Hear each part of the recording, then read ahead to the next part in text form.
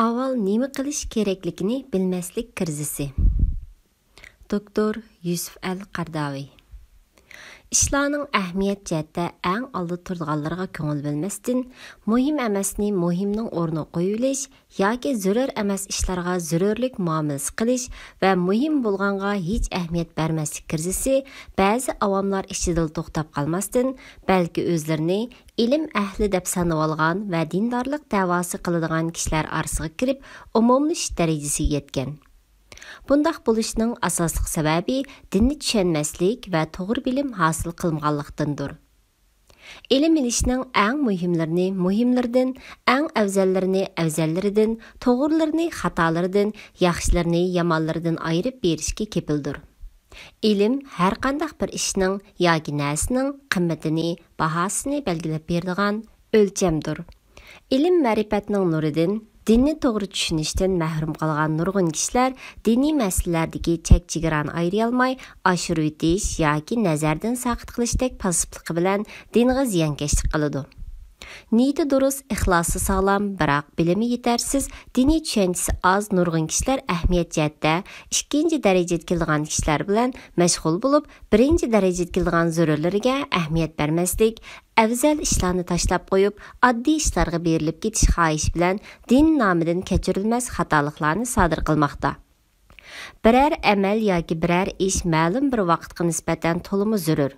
O'rindilish tarafdan oldingi o'rin turishi boshqa bir vaqtga nisbatan bu amal yoki ish ahamiyat jihatda ikkinchi darajada turishi mumkin. Lekin ulardan din va ilmdan olgan dasmoyisi oz bo'lganlikdan bu ikki vaqtning farqini va bu ikki holatning xususiyatlarini ayira olmagan. Masjidlar bilan to'lib ketgan shaharlarga masjid bino qilish uchun millionlab pul sarf qildigan, ammo islom davlatini dunyoda qanot yaydirish, Indoneziya, Bengal, O'rta Osiyo qatorliq davlatlardagi musulmonlarni xristian da'vatchilarining ozdirib ketishining oldini olish, Falastindagi qarindoshlarga yordam qilishga o'xshagan odam kuchi tepilib, iqtisod yetarsizligida dardlanayotgan joylarga ozroq miqdorda yordam qilishni so'rasangiz, bir din bermaydigan nurg'un yaxshi niyatli musulmonlarni ko'rdim. Yana nurg'unlarni ko'rdimki, ular har yili uzmasdan haj qilish uchun sexiylarcha pul sarf qiladi. Hatto haj farz bo'lmagan yo'qsullardan nurg'unlarni haj qildiramiz deb pul sarf qiladi. Ammo jaholatda tangirqab qolgan musulmon xalqqa haq dinni o'gitish yo'lida kitoblarni nashr qildirish uchun moddiy yordam so'rag'iningizda ular sizdan yuzini o'riydi. Bu talabni ular go'yo savob bo'lmaydigan behuda ishga pul sarf qilish deb tushundi. Agar bilsa, mundaq qilish hozirgi paytda farz, takror haj qilish bo'lsa, bu paytda isrofchilikdir. Ma'lumki, Qur'on Karimning ro'shan oyati va keskin hukmiga asosan jihad amallari haj amallaridan afzaldir. Alloh taolo mundaq degan: Sizlar hojilarni suv bilan ta'minlashni, masjidi haramni obod qilishni Allohga, oxirat kuniga iymon etgan va Allohning yo'lida jihad qilganlarning iymoniga o'xshash hisoblamsizlar? Allohning nazarida ular o'xshash emas. Alloh zolim qavmni hidoyat qilmaydi. Iymon etganlarning, hijrat qilganlarning va mollari ham jonlari bilan Allohning yo'lida jihad qilganlarning darajasi Allohning dargohida eng kattadir. Ana shular maqsadiga erishguchilardir. Rabbi ularga o'zining rahmati, roziligi va jannatlari bilan xush xabar beradi. Ular jannatlarda mangulik ne'matga erishadi. Atizmchilarning safsatlariga qarshi kurash qilish hozirgi asrning farzi, ayni va zamonning zaruriyatidir. Bir qancha yil ilgari islom mutafakkir Fahmi Huvaydi bir maqolasida Bosniyadagi musulmonlarni qutqizish farz hajdan oldingi o'rin turdi deb yozgan edi. Ko'plagan kishilar meningdan bu maqoldagi so'zning to'g'ri yoki xatoligi haqida so'rashganda, men ularga yozuvchining bu maqoldagi so'zi islom fiqiga ko'ra to'g'ri va e'tiborli so'zdir. Chunki islom fiqida darhol o'rindash talab qilingan ishni o'rindash kechiksimi, o'rinsiz bo'ladigan ishlardan oldin qatorda keladi deydigan umum qoida bor. Islom o'limalariga ko'ra farz hajni kechiktirib ado qilsimi bo'ladi. Ammo Bosniyadagi musulmonlarni ochliq, ağrıqsızlıq və yoxsulluqның halaketlərdən, yana bir tərəfdən cəmaət şəkildə öldürülüb tüyüş xətərdən azad qilish tez ada qılındıgan, kechiktirishga qat'iy bo'lmaydigan farzdir. Chunki bu hozirgi zaman taqozo qilingan farz. Ustoz Hüveydining so'zining to'g'riligining yana bir isboti shuki, har yili haj qilamiz deb qistilang'u paydo qilganlarning mutlaq ko'p sonligi ilgari haj farzini ado qilib bo'lganlarni tashkil qiladi. Ilgari haj qilmagan bo'lib, haj yili tunji qitim haj qilganlarning soni ilgariki haj qilganlarning sonidan aran 15% ni egallaydi. Her yili haj mavsumida haramga kelgan umum haj soni 2 million bo'lsa, ulardan tunji bo'lib haj kelganlar soni aran 300 ming kishi chiqadi. Qolganlarning hammasi takror haj qilganlardir.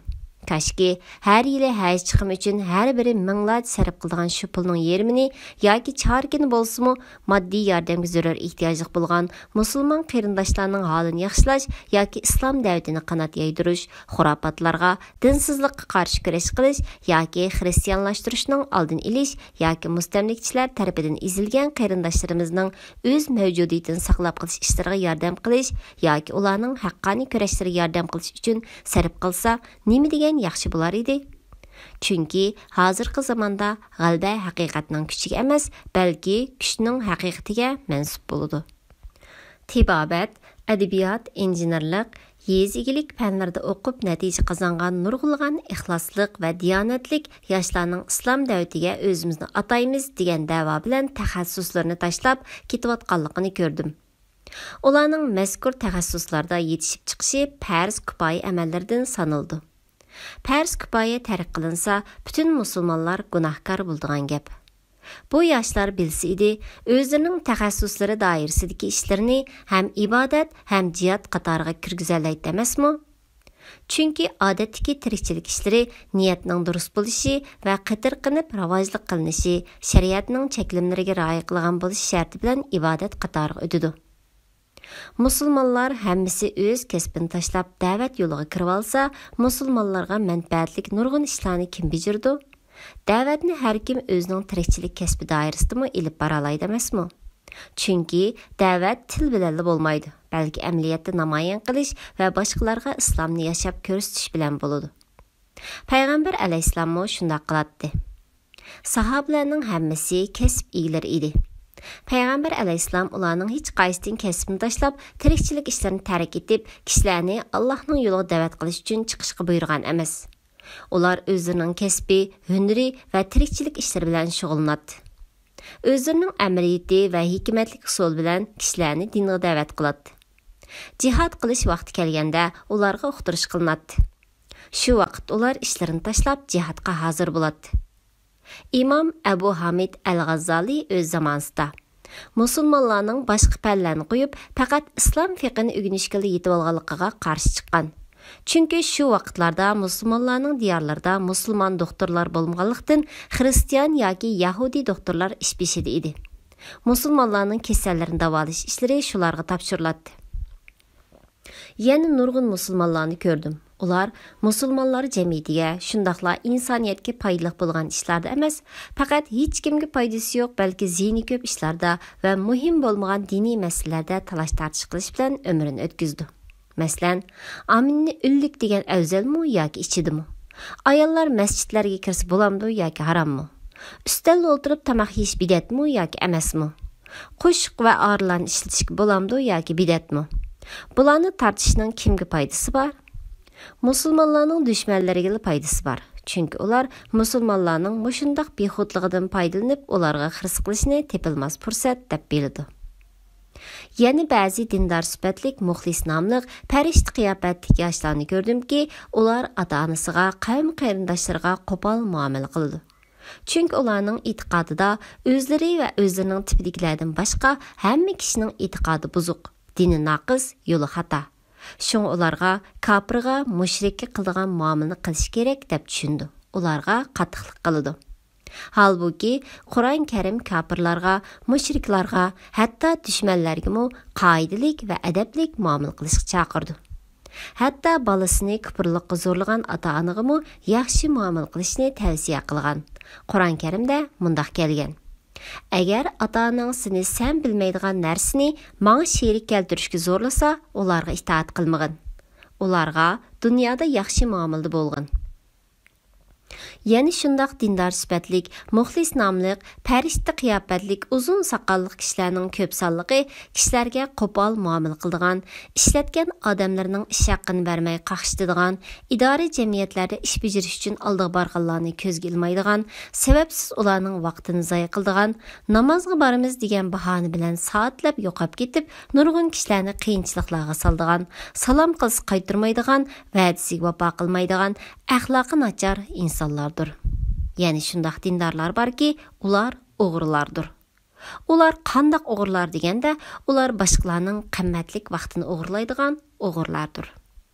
Mundaq dindarlar kişilərinin maddi idarçılıqdakı nərsləri çəqilişinin haramlığını bilidu və mundaq qilishni şunchalik bək yaman görüb durub, ularning maddi mənfəətdən qimmatlik bolğan vaqtlarını oğurlaydı. Saat 5'ga vədi qılğan bolsa, saat 6'da aran kelib boludu. Öydən çıxmay turub özünün yolda ekanligini sözləydi. Hazır kelimen deydi. Biroq bu hazır bir saatdan tayyor bolmaydigan hazır bo'lib, vədi qılğan kişini jaq to'yg'izdi. Birovning hech narsa kelmaydigan bir qurush pulini ko'rsatmay elib olish o'g'irlik hisoblangan yerda qadrini bilganlar uchun oltindan qimmatli bo'lgan vaqtni o'g'irlaganlar o'g'ri emasmi? Musulmonlarning beshiga kelgan kirzislar.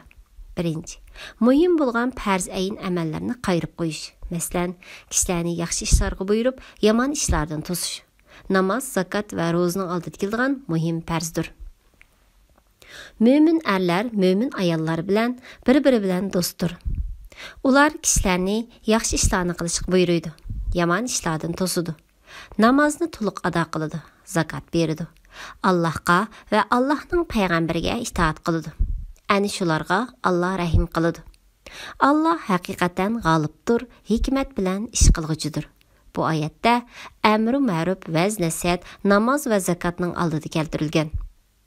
Shundaq tursimu, namoz o'qiydigan, zakat berdigan va ro'za tutadigan musulmonlardan nurg'unlari kishilarni yaxshi ishlarga buyurib, yomon ishlardan to'sish ishlariga ko'ngil bo'lmaydi.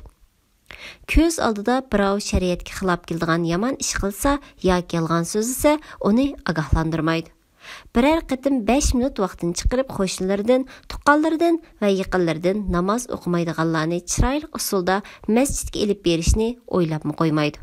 G'oyisiz, nishonsiz yurayotgan yoshlarga chiroyli vaz nasihat qilishni bilmaydi. Bularning hammasi farz bo'lgan vaz nasihatdir. Har bir musulmon odam bu dinga mas'ul, uningga ko'yindi, uningga da'vat qiladi, uni qo'g'daydi. Uningga xilof ish qilganlarni chiroyli ogohlantirdi va ularni hikmatli usulda yaxshilarning sepiga qo'shib oladi. Ikkinchi, ba'zi farzlarga alohida ahamiyat berib, o'xshash darajadagi boshqa farzlarni tark etish. Masalan, Ramazon oyida ro'za tutmaydigan musulmon intayin oz topildi. Ammo namoz o'qimaydiganlari nihoyat ko'p. Shuningdek, ba'zi musulmonlar namozga ahamiyat bersa-mu, zakatga ahamiyat bermaydi. Qur'on Karimda zakat hamisha namoz bilan birga yondosh qilib 28 o'rinda bayon qilingan tursa-mu, namoz o'qiydi-yu, zakat bermaydi. Chunki namoz chiqim ketmaydigan ibodat, ammo zakat chiqim qilishni talab qildi emasmi? 3. Nafli ibodatlarga ahamiyat berib, ba'zi farzlarni tark etish. Masalan, dindar sifatlik, taqvo qiyofatli kishilarning og'zidan zikr tushmaydi. Ular o'ltirgandimi, yo'l yurgandimi, zikr, tasbih va tahlillarni og'zidan tushirmagandek, ba'zilari o'zining taqvoligini ko'rsatib, og'zidan misvakni tushirmaydi. Bularning hech biri farz yoki vojib emas, balki mustahab darajasidagi ishlar. Ammo ular eng muhim bo'lgan ijtimoiy farzlardan ota-ona qatirqinib xizmat qilish, urug' tuqqanlarga tuqqandarchilikni yetkazish, qulum qo'shnilarga yaxshilik qilish, yetim yesirlarning beshini silash qatorliq savob ko'p ishlarni tark etadi. 4. Paydasi shaxs bilan cheklangan ishlarga ko'ngil bilib, paydasi hammaga umum bo'lgan ishlarni tark etish. Masalan, ko'p sondagi dindarlar namoz, zikrga o'xshagan shaxsiy ibodatlarga ahamiyat berib, paydasi hammaga yetadigan umum manfaatli bo'lgan ta'lim-tarbiya, arası buzulğanlarning arasını ıslah qilish, kishilarning hojatlarini ravo qilish, haqsizlikka qarshi turish qatorliq farzlarga ahamiyat bermaydi. 5. Şəxsi məsələlərə esil bilib, əqidəyə münasibətlik mühim məsələlərə köngül bölməslik. Məsələn, namazda aminni ünlük deganlik səbəblik əqidəsi durust bir cəmaatni bədməzhəbgə yoki aminni içi deganlik səbəblik ularni imam məzəmgə çoxunduğan adamlar deb töhmət qılıb, etiqadı sağlam musulmonlarni xurafatçığa chiqarib etish və kishilarni ulardan yiroqlashtirishga urinishga o'xshash. 6. Aşkara haram ishlarni to'sishning o'rniga haram yoki halolligida ixtilof bor masalalarga esil bilish. Masalan, nurg'un musulmonlar rasm tortish, naqshi muzika anglash, ayollarning yuziga niqob taqishi qatorliq islom o'limalari o'rtasidagi ixtilofli masalalarga esil bilib, millatning, vatanning taqdiriga munosabatlik muhim masalalarga ko'z yumadi.